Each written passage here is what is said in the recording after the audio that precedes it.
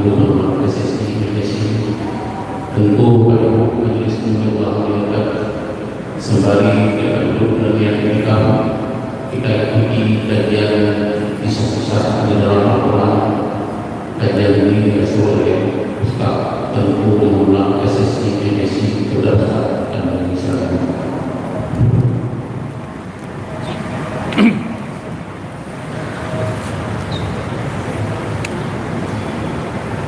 Assalamualaikum warahmatullahi wabarakatuh. Waalaikumsalam. Alhamdulillah rabbil alamin. Alladzi nahmaduhu wa nasta'inuhu wa nastaghfiruh.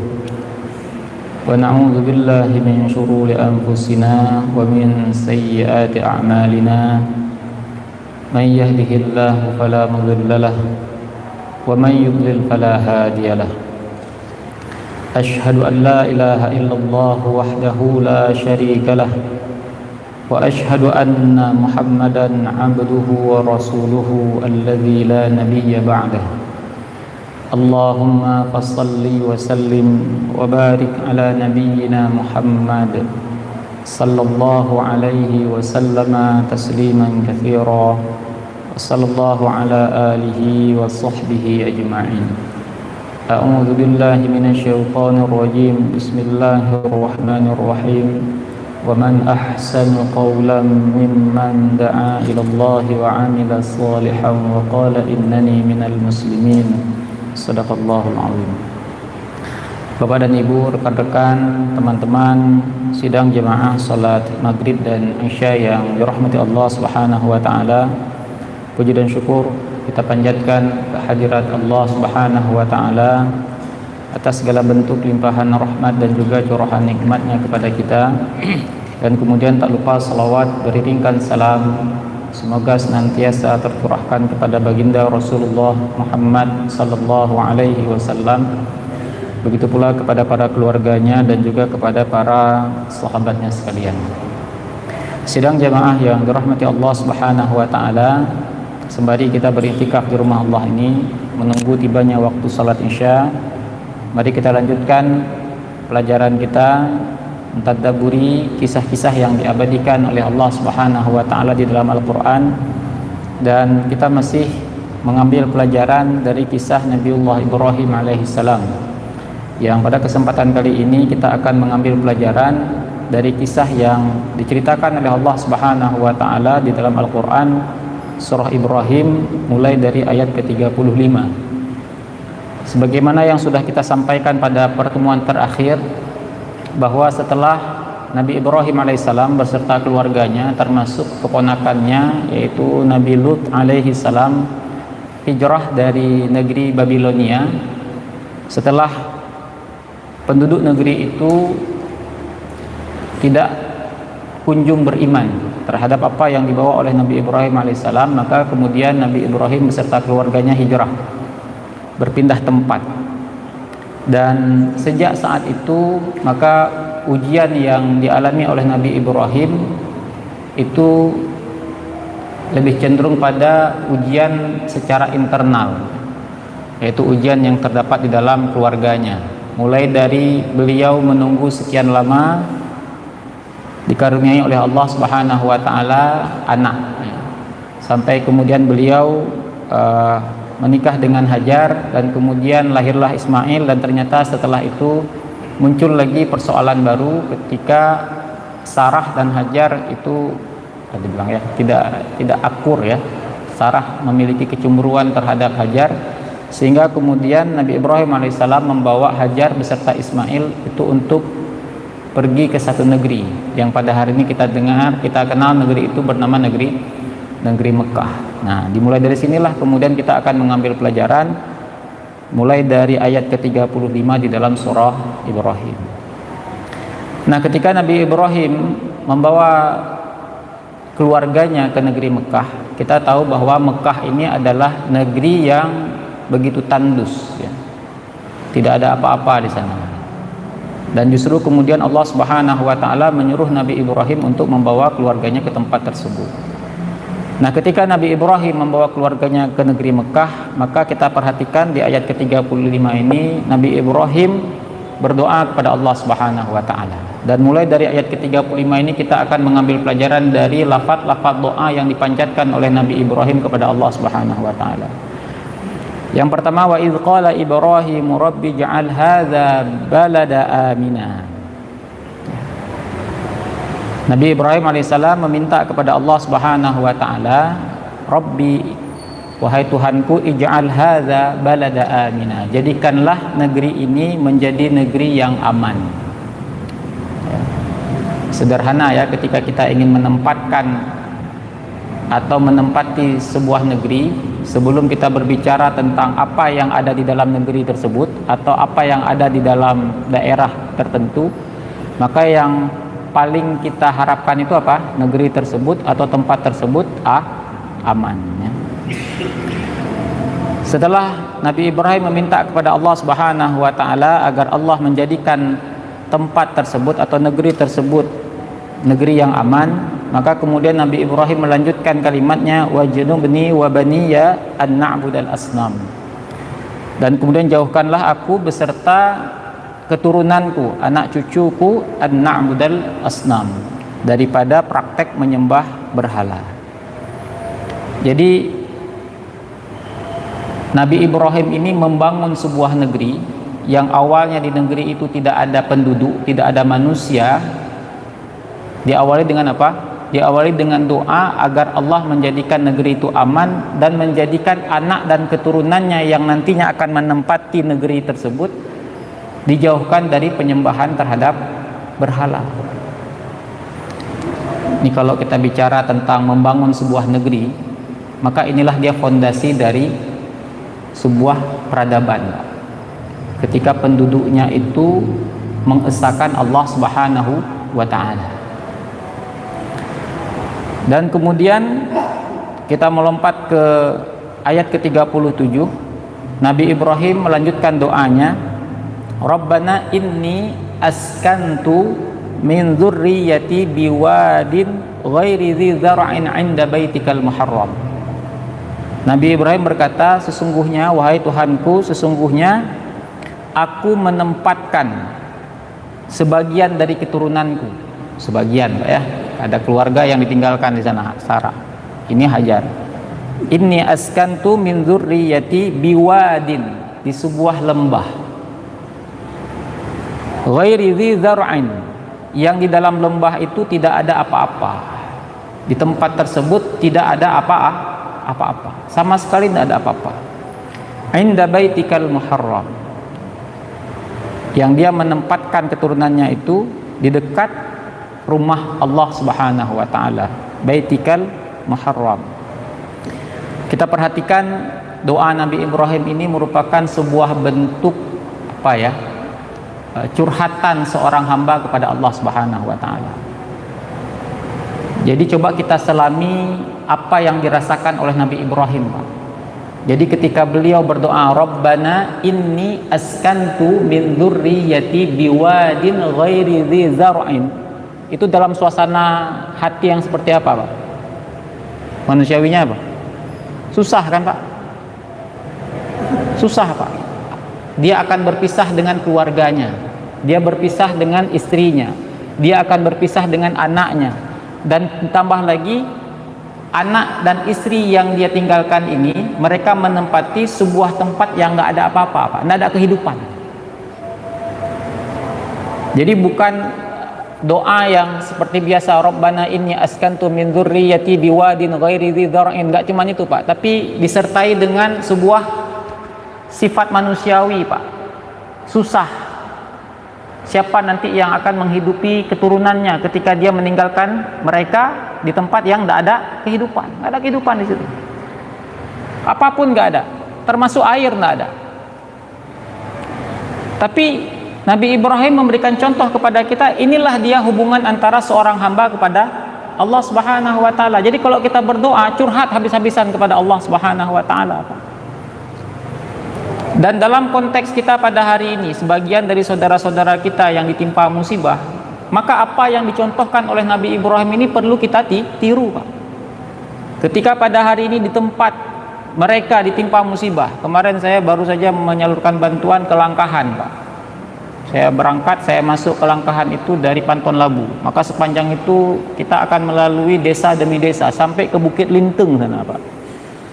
Dan kondisinya begitu mengenaskan, akses susah, Pak. Bayangkan ini sudah masuk ke pekan ketiga, minggu depan itu sudah masuk ke pekan keempat, 1 bulan, Pak. Bisa dibayangkan kita tinggal di tenda ala kadar. Bukan di kemah, Pak, tenda ala kadar, terpal yang hanya dibuat segitiga seperti pramuka gitu. Yang di sekelilingnya ada lumpur. Tidak ada air bersih. Tidak ada listrik, Pak. Makan ala kadar. Bahkan mungkin ada beberapa tempat belum masuk bantuan seperti saudara-saudara kita di Aceh Tengah.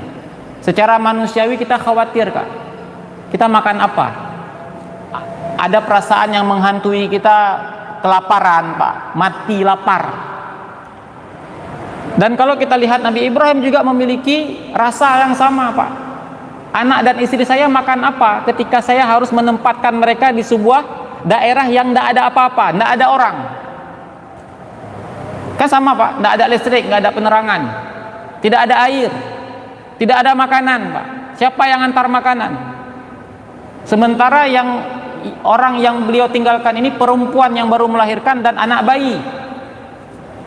Kemarin ketika kami menyalurkan bantuan, ada ibu-ibu yang susah sekali, anaknya tidak ada pembalut, tidak ada pampers, Pak, tidak ada susu bayi, ya kan? Tidak ada apa-apa, Pak.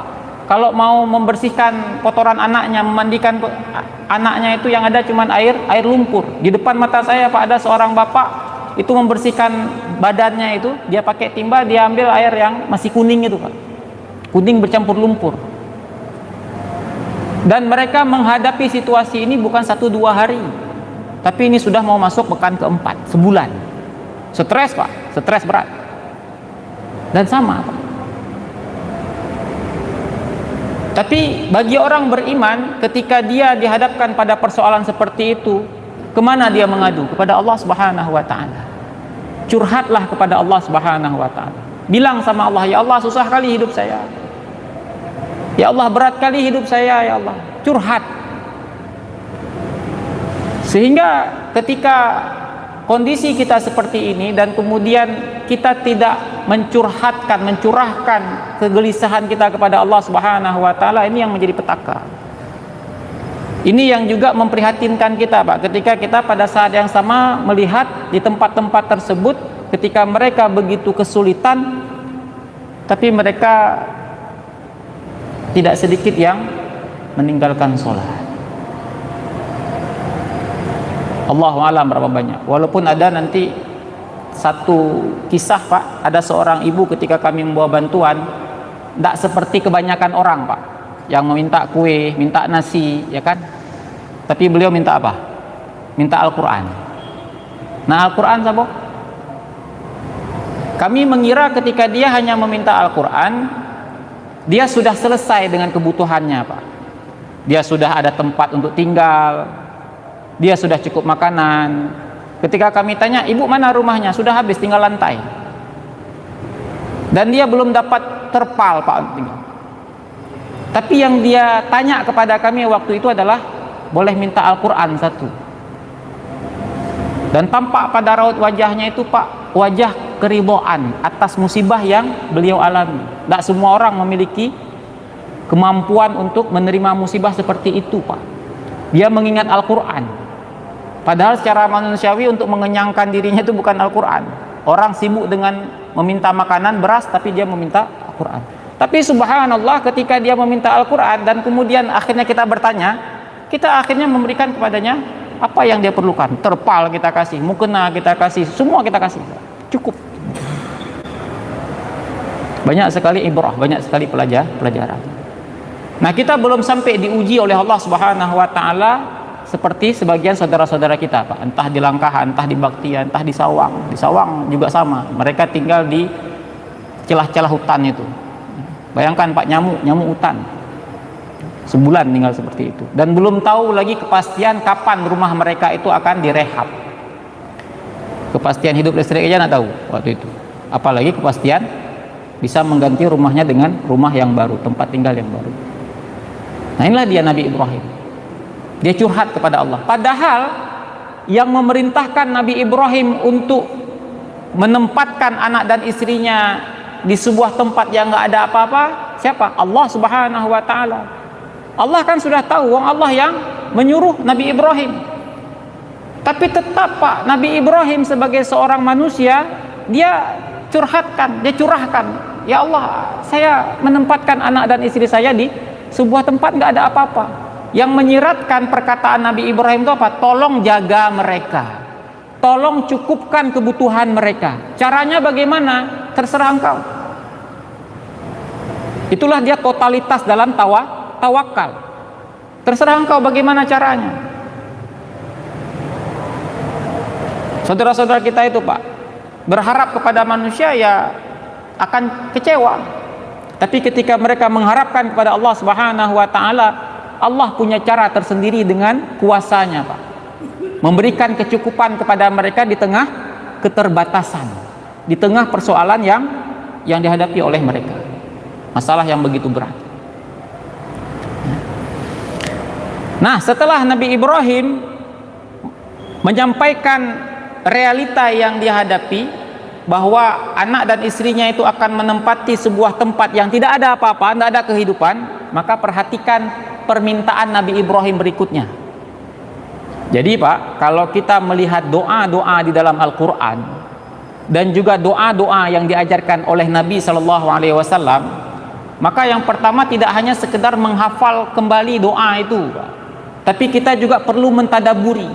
Apa yang kita tadaburi? Yang pertama permintaan yang diajarkan di dalam Al-Quran dan permintaan yang diajarkan oleh Nabi Muhammad SAW. Kenapa yang diminta itu? Kenapa bukan yang lain? Itu perlu kita ambil pelajaran Pak. Kemudian yang berikutnya ada urutan nanti.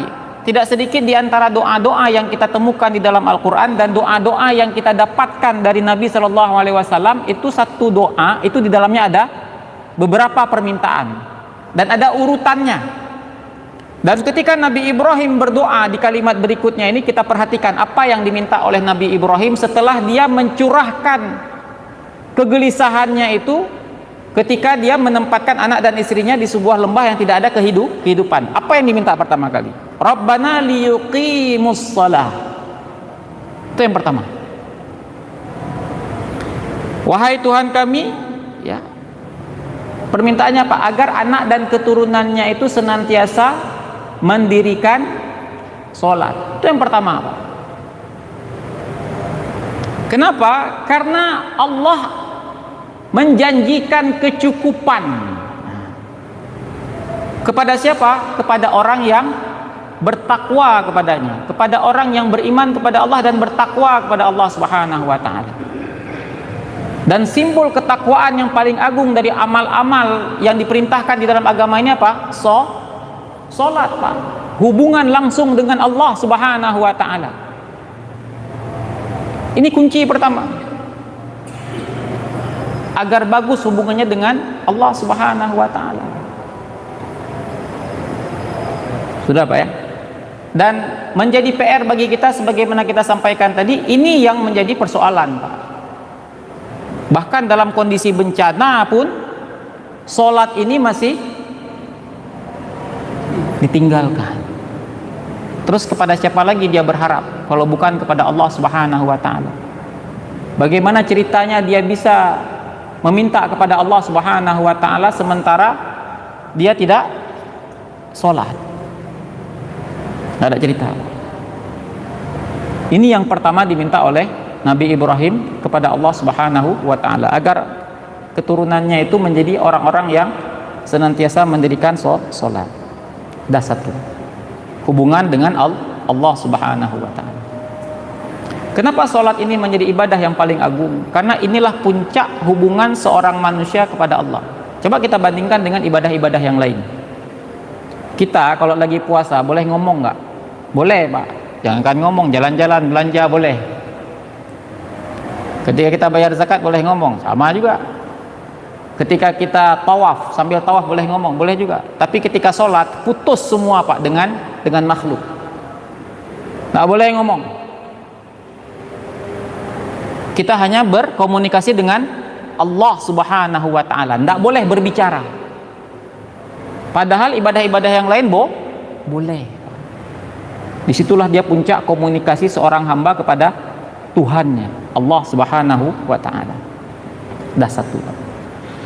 Kemudian permintaan yang kedua, faj'al af'idatam minan nasi tahwi ilaihim. Faj'al af'idah. Apa afidah itu? Hati, Pak. Jadikanlah hati dari sebagian manusia minan nas tahwi ilaihim, itu cenderung kepada mereka. Kalau kita memasuki daerah baru, Pak, nggak ada apa-apa di situ. Apa yang kita khawatirkan? Kejahatan dari manusia, apalagi perempuan. Nah, Nabi Ibrahim meminta apa? Agar manusia-manusia yang mungkin nanti akan menemui atau menemukan keluarganya ini, itu cenderung kepada mereka, baik kepada mereka. Permintaan yang kedua. Jadi kalau kita mau ilustrasikan, hubungan dengan Allah baik, hubungan dengan manusia juga baik, aman hidup kita kalau udah gitu. Karena nanti dalam prakteknya pertolongan Allah Subhanahu wa taala kepada kita itu bisa melalui orang-orang tersebut. Sudah kedua, Pak. Nah, yang terakhir di dalam ayat yang sama, warzuqhum minas samarat.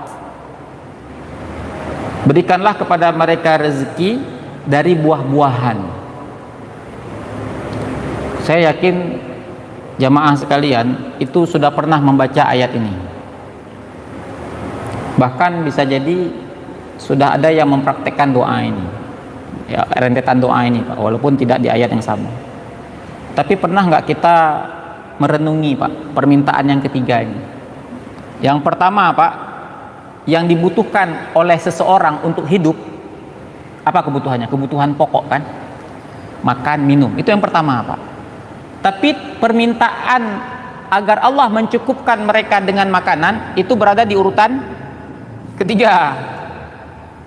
Nggak langsung minta makanan, tapi diawali dengan mendirikan sholat, kemudian bagus dengan manusia, kemudian yang ketiga apa? Baru minta agar Allah mencukupkan kebutuhan manusiawi mereka, kebutuhan jasad mereka, yaitu makanan. Itu satu, Pak. Itu yang ketiga, urutannya yang terakhir, bukan yang pertama.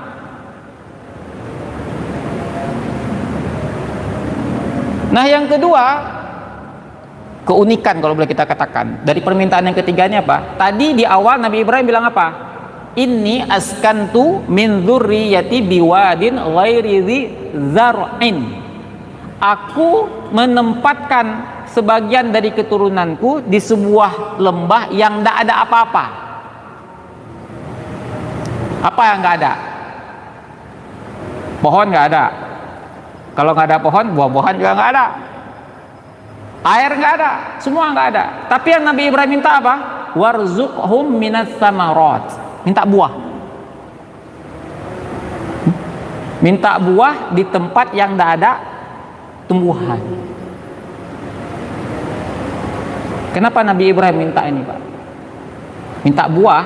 Kalau minta buah tapi ada batang, ada pokoknya, ada pohonnya, masih masuk, Pak. Ada sebab nanti. Oh, ada buah, ada pohon, minta buah supaya berbuah. Tapi ini syarat untuk ada buah nggak ada. Tapi Nabi Ibrahim minta buah. Ini permintaan, Pak, bentuk keyakinan yang begitu besar akan kuasa Allah Subhanahu wa taala. Kalau pikir pakai otak, Pak, pakai akal manusia, nggak akan mungkin ada buah-buahan di situ. Dari mana dapatnya? Siapa yang antar? Tapi Nabi Ibrahim minta buah. Bagaimana cara Allah mendatangkan buah-buahan itu? Itu terserah Allah. Allah punya kuasa. Nah, doa ini juga bisa kita ambil pelajaran, Pak, dalam kondisi hari ini, Pak. Kalau bagus hubungan kita dengan Allah Subhanahu wa taala ketika kita mendapatkan kesulitan, kemudian bagus hubungan kita dengan sesama, maka insya Allah, Pak, kecukupan itu ada. Tapi justru sebaliknya, kita pada hari ini yang nomor satu. Tapi kita lupa memperbaiki hubungan kita dengan Allah Subhanahu wa Ta'ala. Maka perhatikanlah Pak, pelajaran yang ditunjukkan oleh Nabi Ibrahim kepada kita dari doa. Jadi pertama minta apa? Bagus hubungan dengan Allah, yaitu dalam bentuk sholat. Kemudian agar manusia itu cenderung kepada Hajar dan Ismail. Baru kemudian warzuqhum minas samarat. Tapi setelah itu Nabi Ibrahim tidak cukup sampai di situ. Apa penutup dari doa ini? La'allahum yashkurun. Jangan lupa ditutup dengan syukur. Syukur. Ketika datang bantuan, ketika datang pertolongan, ya, walaupun bantuan yang datang itu tidak seberapa seperti kehidupan normal, tapi jangan lupa bersyukur.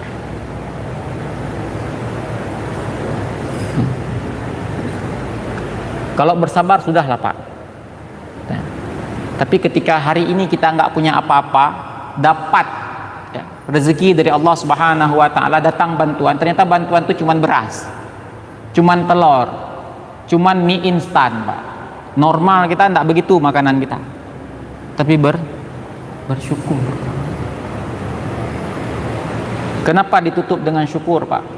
Karena rasa syukur itu Pak yang akan membuat penderitaan itu bisa hilang kalau kita bersyukur.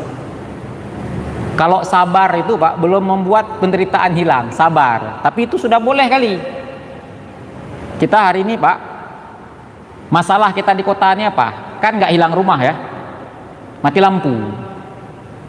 Mati lampu. Susah mati lampu? Susah Pak. Sinyal nggak ada.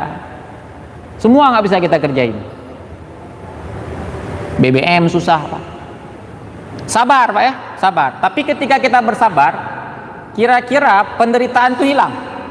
Nggak hilang Pak. Sabar tapi sabar bentar. lam suum nggak ada AC. Kemudian air harus dijatah, kan? Sabar Pak. Hilang penderitaan itu nggak hilang Pak. Tapi kalau kemudian kita melihat saudara-saudara kita yang persoalannya lebih berat, kita bersyukur. Maka ketika kita bersyukur bisa jadi Pak mati lampu itu nggak ada problem sama kita. Enak hidup kita Pak. Kenapa? Melihat saudara kita lebih susah. Jadi bersyukur itu Pak bisa menciptakan suasana positif dalam diri kita.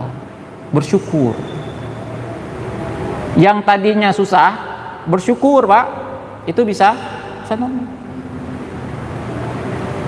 Kita tidak bisa mengubah situasi Pak. Itu kondisi ya terjadi. Mati lampu, ya, kebutuhan pokok terbatas.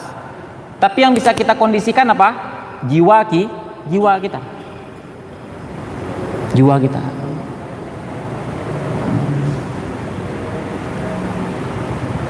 Nah, kemudian yang menarik Pak, ini kita agak lompat ya. Di ayat ke-40, Nabi Ibrahim mengulang kembali doa. Dan di dalam doa di ayat ke-40 ini, permintaannya apa? Rabbi ja'alni muqimas shalah.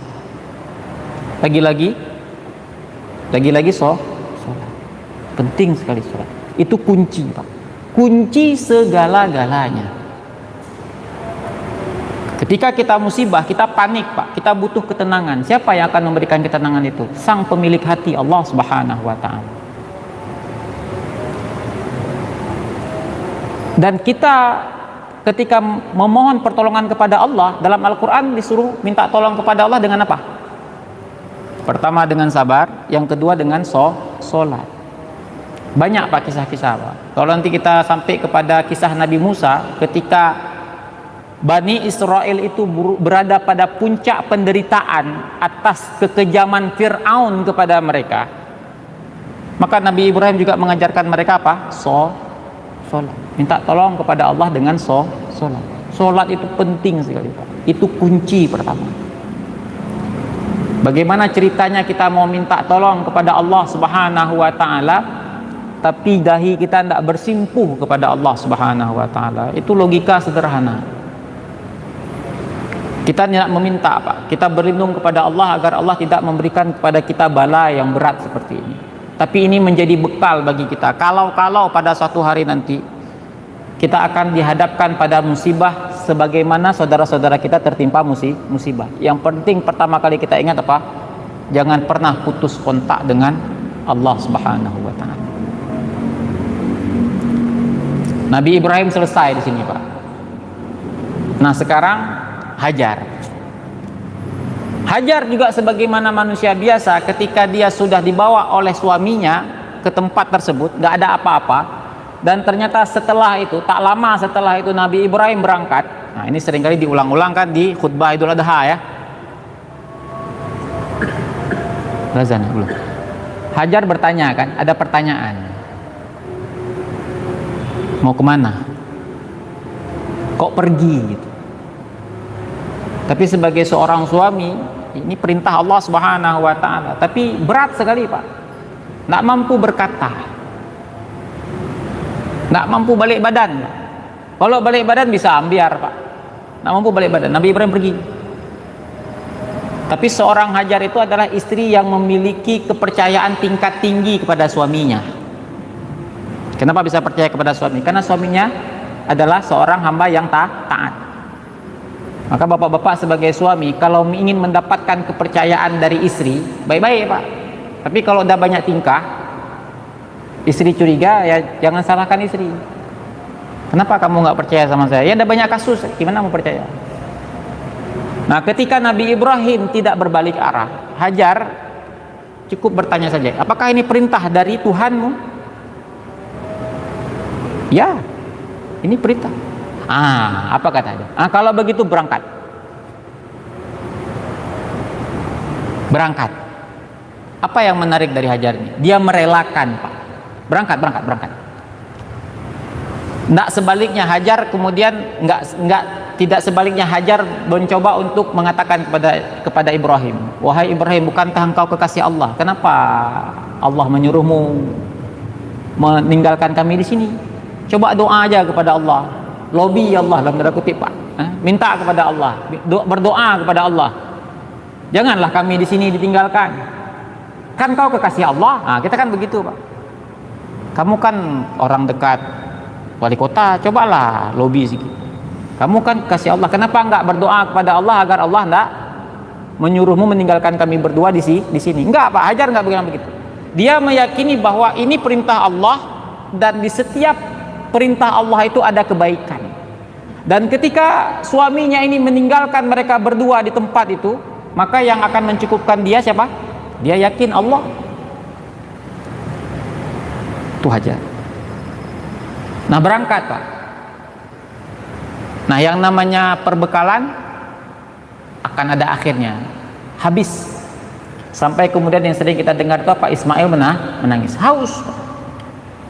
Nah, ini penting lagi menjadi contoh bagi kita, Pak. Hajar tidak serta-merta ketika perbekalannya habis, anak sudah mulai menangis, sementara belum ada apa-apa, Pak. Buah yang diminta sama Nabi Ibrahim belum ada lagi. Hajar nggak langsung, Pak, tiba-tiba, ya Allah, mana makanan? Mana air? Nggak langsung begitu, Pak. Bukankah saya tinggal di sini bersama anak saya karena engkau perintahkan? Nah, mana sekarang? Hajar nggak begitu, Pak. Nah, sikap ini juga penting kita teladani, Pak. Karena apa? Tak jarang kita pada hari ini ketika merasa kita sudah taat melakukan perintah Allah Subhanahu wa taala, kita seperti langsung menuntut kepada Allah, ya Allah, saya udah rajin sholat, mana nih usaha saya kok masih begini-begini aja? Saya udah rajin sholat duha nih, kenapa gaji belum naik? Jadi kita tuh seperti todong Allah, Pak. Mana? Udah rajin nih, udah taat nih. Belum lagi kalau kemudian kita diuji ketika kita melihat ada di antara teman-teman kita taat-taat kali enggak, tapi dia pula yang rezekinya lebih lancar dalam kata-kata kita, Pak. Kita buka kedai dari pagi sampai jam 11 belum ada yang datang. Padahal kita udah berapa rakaat sholat duha. Sementara kawan kita tuh sembahyang subuh pihkan. Karena sama 20 roja Pak toko kayaknya. Bahkan bisa jadi, Pak, setelah ketaatan kita dapat musibah. Kami pernah mengalami itu. Kemarin ada satu kisah, ada seorang ibu Pak mengantarkan bantuan untuk pengungsi gitu Pak. Banyak dia kasih bantuan. Habis kasih bantuan, habis kasih sedekah buat orang Pak, dia ditabrak sama mobilnya sendiri. Jadi mau tutup pintu pagar, mobilnya mundur, jalan sendiri Pak. Tabrak beliau, kena sama pintu pagar, jebol lagi, kena pintu pagar Pak. Itu kalau nggak punya husnuzon kepada Allah, belum sedekah, kena musibah. Dulu Pak pernah kejadian di Pasar Impres, ada seseorang bawa mobil, pas waktu sholat subuh dia parkir mobilnya, dia pergi sholat subuh, terbit dari masjid kagak ada motor, bangku sembahyang subuh jamaah lamnya kagak ada motor. Itu Pak, itu bisa jadi ujian begitu. Kalau enggak bagus Pak iman Pak, kalau enggak sholat tadi kan enggak, kalau enggak sholat di masjid kan mendingan sholat di sini, mobil enggak hilang. Itu bahaya tuh Pak. Kita merasa bahwa saya sudah baik dan Allah harus segera membalas kebaikan saya. Tidak begitu konsepnya. Itu seolah-olah kita juga tidak percaya kepada Allah Pak, tidak bersabar. Kapan Allah mencukupkan. Nah Hajar nggak langsung menuntut Allah, tapi Hajar berikhtiar Pak. Dia cari air, jadi nggak menunggu mana saya kan, dia cari air, dia berlari Pak. Safa Marwah, siapa yang udah pernah pergi umroh atau haji Pak, udah pernah rasa ya sa'i itu Pak ya. Berapa jarak Safa Marwah itu? Kurang lebih sekitar 700 meter, bolak-balik 7 kali 7 aja Pak, hampir 5 kilo. Jangan samakan Safa Marwah sekarang dengan dulu. Sekarang udah ada AC, jalan datar. Dulu panas, nggak ada apa-apa, dan dalam kondisi anak menangis dan air belum dapat lagi. Suasana mentalnya beda, psikologisnya beda. Tapi Hajar pergi ke Safa, nggak dapat air, lari lagi ke Marwah, nggak dapat air. Nggak sekali, bolak-balik. Dan sama sekali kita nggak pernah menemukan ada yang mengatakan pada saat itu Hajar langsung todong Allah, tuntut Allah, mana air. Dia sempurnakan ikhtiarnya, tapi hatinya meyakini bahwa Allah akan menolongnya, Allah akan mencukupkan kebutuhannya. Subhanallah Pak, dia mencari air ke Safa tidak dapat, mencari air ke Marwah tidak dapat. Air di mana? Di kaki. Tapi nggak tunggu kan, nggak tunggu air keluar Pak, dicari. Itu tawakal begitu Pak. Jangan sampai kita salah konsep, jadinya bukan tawakal, apa jadinya? Tawakul. Tawakul ini bukan bercanda. Tawakul itu Pak, ndak berusaha, ndak berikhtiar, apatis. Bukan apatis, apa namanya? Fatalistik ya. Mantap. Nggak mau kerja, pokoknya saya tawakal aja, ada duit nanti. Nah, itu tawakul namanya. Bukan tawakal. Yang diperintahkan dalam agama tawakal. Tawakul itu ndak boleh. Kenapa? Karena manusia ini Allah berikan kemampuan untuk menyempurnakan ikhtiar manusiawi. Nah, ketika kemudian Allah Subhanahu wa taala dengan kuasanya memunculkan air dari kaki, dari tanah yang terpukul-pukul oleh kaki kecil, kaki mungil Ismail yang masih bayi itu. Itulah dia Pak rahasia pertolongan Allah. Pertolongan Allah itu dekat.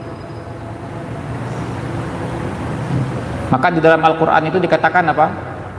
Am hasibatum an tadkhulul jannah walamma ya'tikum mathalul ladzina khalau min qablikum massathumul ba'sa wad-dharra wa zulzilu hatta yaqula ar-rasulu wal ladzina amanu ma'ahu mata nasrullah. Apakah kamu mengira kamu akan masuk surga sementara kamu belum merasakan, belum mendapatkan, belum menghadapi ujian yang pernah dihadapi oleh orang-orang sebelum kamu? Apa ujian mereka itu Pak? Kemelaratan Pak, rasa lapar, sakit, bahkan goncangan Kak. Wazulzilu, itu saudara kita di sana itu Pak, semua dapat nih Pak. Kemelaratan, mata pencaharian hilang, kelaparan Pak, sakit Pak. Wazulzilu, bahkan guncangan. Siapa yang nggak terguncang Pak? Rumah hilang, siapa yang nggak terguncang? Terguncang Pak. Semua, tidak ada yang menyangka air naik secepat itu, terguncang Pak, tiba-tiba Pak, semua ada. Nah, saking kemudian beratnya persoalan yang mereka hadapi, hatta yaqula rasul, sampai-sampai berkatalah utusan Allah, para rasul berkata, walladzina amanu ma'ahu, dan juga orang-orang yang beriman yang membersamainya, mata nasrullah, kapan pertolongan Allah itu datang? Ala inna nasrullahi qarib, sesungguhnya pertolongan Allah itu dekat. Pertolongan Allah itu dekat. Tapi kapan dia akan hadir? Itu balik lagi kepada kita, Pak. Seberapa dekat kita dengan Allah Subhanahu wa taala. Nah, inilah dia kisah dari Hajar dan Ismail. Cari air ke Safa, cari air ke Marwah, ternyata air itu tidak ada di kedua tempat itu. Tapi adanya di telapak kaki. Dekat sekali dengan menit lagi.